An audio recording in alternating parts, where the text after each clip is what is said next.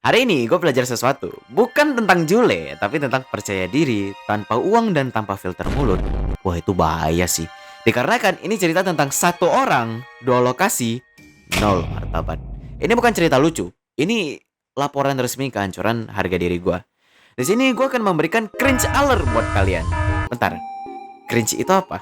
Jadi, cringe itu semacam perasaan dimana ketika lo melihat sesuatu yang aneh atau weird gitu, lo merasakan perasaan malu, canggung, atau jijik kayak iu. Oh, gua ngerti. Kalau gua gak ngerti apa-apa.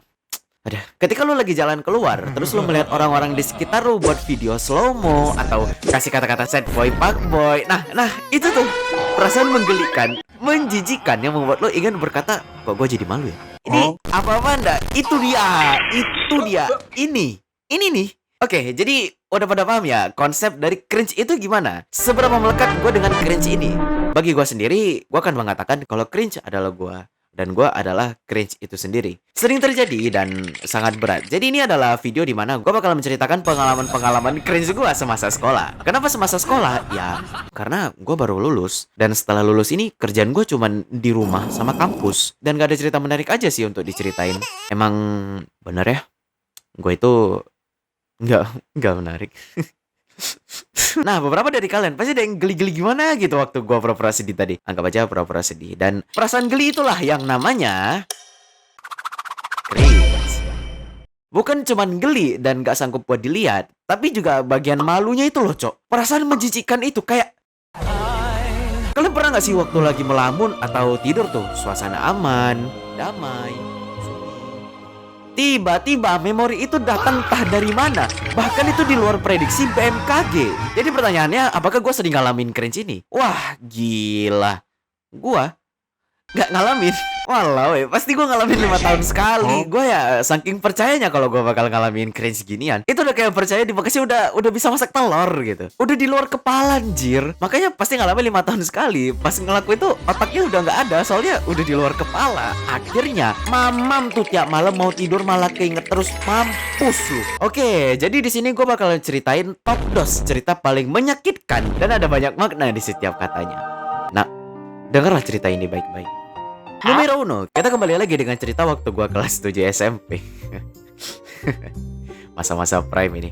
Waktu itu gue punya teman kelas si A, dan setiap gua mau masuk kelas atau ngapain gua lupa, gua selalu melihat temen gue si A ngomong berdua dengan teman ceweknya si B. Dan kata teman gue itu dia minjem duit. Singkat waktu, kami ada disuruh ikut eskul atau ekstrakurikuler, semacam kegiatan tambahan di sekolah, dan kita bisa pilih eskulnya yang mana aja. Mau sports, bela diri, teater, masih banyak lagi dah. Nah gua karena ikut kawan nih, tanpa tahu ini tuh eskul apa, hasilnya gua masuk PNR.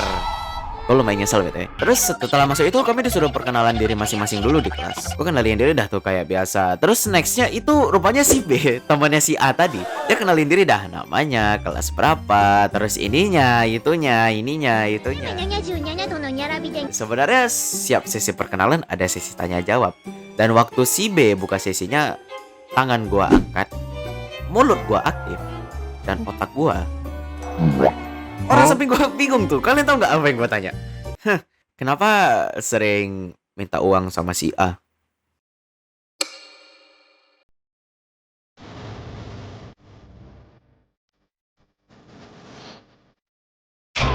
Mati gue. Kenapa gue tanya hal pribadi tuh? Itu gue selesai nanya, ruangan langsung sunyi. Bahkan itu kursi ikut mikir. Gue yakin banget, etanol di belakang pembinanya juga ikut bingung tuh. Bener-bener ya, gue nggak tahu gimana ekspresi ibunya atau ekspresi si B tadi. Gue udah nggak sanggup lihat dan rasanya pengen pulang gitu. Wah anjir, udah berapa menit ini gue yep ya. Rasanya gue nggak pengen lanjut, Cok. Feel-nya di otak gue juga itu bener-bener. Tapi gue penasaran ya pengalaman cringe kalian itu gimana. Gue pengen tahu. Tolong share di komen dong. Sebenarnya setiap gue keinget kejadian-kejadian cringe yang lain juga pasti ada perasaan gak nyaman gitu. Tapi gue so kuat. Anehnya ya, waktu di hari kejadiannya malah gue biasa aja rasanya, malah gak ada yang aneh gitu. Walaupun kadang-kadang otak gue ngasih warning, tapi gue pencet skip sih. Gue yakin banget pasti kalian ada yang relate. Ya nggak? Biasanya cringe ini terjadi kalau gue udah terbawa suasana atau mood gue lagi happy, lagi bagus aja gitu. Nah di situ tuh jam terbangnya udah mau mulai. Kejadian-kejadian gak jelas yang jumlahnya di luar batas UMKM Indonesia selalu muncul secara random. Terus beberapa hari, bulan, atau tahun, gue bakal keinget kejadian itu terus, malu-malu gak jelas, dan berjanji kalau kedepannya gak bakal gitu lagi. Dan endingnya apa? Iya bener, siklusnya bakal keulang terus sampai kita menuju Indonesia emas. Nah, sekarang pertanyaannya untuk numero dosnya ini, apakah ceritanya serupa? Oh enggak, malah lebih parah. Memang iya, satu orang di dua lokasi yang berbeda dan waktu berbeda, tapi isinya sama aja, nol akalnya. Jadinya trauma kan, mamam lu monyet. Nah, untuk cerita kedua ini itu di tahun lalu waktu gua kelas 3 SMK.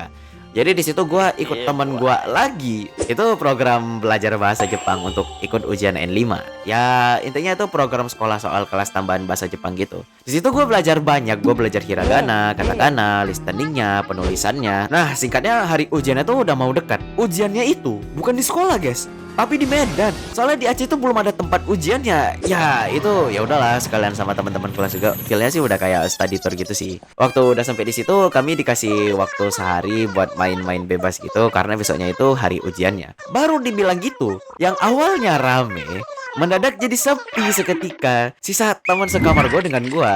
Oh no way, gue nggak mungkin kami ngegay dong. Lo kira gue buka jasa pelatihan ketat Bangladesh ya? Kagak. Aduh, itu BTW di mall benar-benar ya, uang gue pas-pasan lagi. Jujur aja ya, gue sebenarnya nggak expect kalau mall semahal itu. Ini mungkin karena gue terbiasa ke kios atau ke Indomaret kali. Jadi waktu gue nanya harga sebelum beli barang, gue suka kaget gitu dan gak jadi belilah. Endingnya gue cuma bolak-balik dan lihat-lihat. Padahal dompet gue juga lagi lihat-lihat tuh. Gue juga bisa denger dia di dompet gue lagi ngomong sesuatu gitu kayak, Deo, kamu goblok. Nah, pas gue jalan-jalan pelongo-pelongo, jumpa ada Amazon tuh. Wah, inget banget dulu waktu gue kecil buat beli kartu Amazon itu 50.000 doang dan udah sekalian bisa main gitu. Soalnya udah sekalian diisi saldonya 50.000. Goblok banget gue. Jujur ini minus pergi dengan temen yang sama-sama nolep ya. Jadinya nggak tahu apa-apa. Jadiin pelajaran aja buat kalian yang nolep.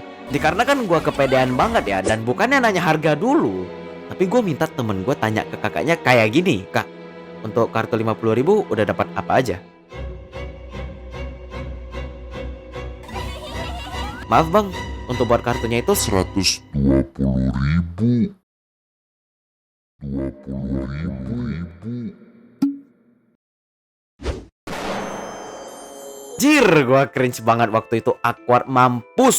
Di waktu itu nggak lagi gua kayak santai bang, harga belakangan. Padahal tuh di belakang duit gua jadi jasa pahlawan, minta dikenang, buset dah. Jadinya gua langsung buru-buru turun, pengen balik aja dah. Pokoknya gue pengen pulang gitu. Waktu pulang tuh ya gue jumpa Indomaret di sampingnya. Jadi ya kami berdua masuk ke beli jajanan dan nggak ngomong apa-apa di situ. Semenjak dua kejadian memalukan itu, gue mulai belajar kalau sebelum melakukan sesuatu atau planning sesuatu, mending di cross check dulu atau bawa uang lebih dah buat jaga-jaga. Ngomong dengan teman juga coba dipikir dua kali tuh, apakah yang gua omongin ini menyinggung orang atau enggak. Karena ya bisa aja dengan kita salah ngomong malah hancur tuh pertemanan, kan nggak lucu ya jadinya. Jadi jangan cuma andelin kepedean, tapi juga data.